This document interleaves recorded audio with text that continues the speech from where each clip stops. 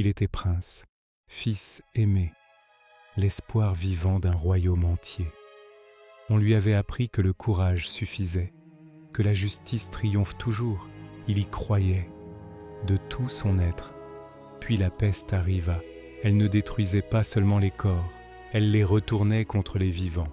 Son peuple ne mourait pas. Il se transformait en quelque chose d'innommable. Et lui, impuissant, regardait. Un prince, un héros, incapable de sauver un seul des siens.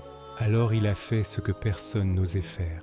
Il les a purgés, hommes, femmes, enfants.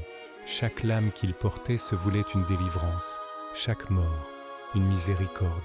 Il se répétait que c'était nécessaire, que c'était juste, que l'histoire lui donnerait raison. Personne ne lui donna raison. C'est là que quelque chose en lui se brisa, pas la volonté, pas le courage, quelque chose de plus fragile et de plus essentiel, la frontière entre sauver et contrôler. Une épée maudite lui murmura qu'il pouvait aller plus loin, qu'au bout du monde l'attendait un pouvoir capable d'éradiquer la souffrance à sa source. Il traversa des océans gelés, brûla ses propres navires pour que ses hommes ne puissent plus reculer, sacrifia ses soldats, trahit son père, franchit chaque ligne qu'il s'était juré de ne jamais franchir. Il croyait tenir l'épée, c'est l'épée qui le tenait.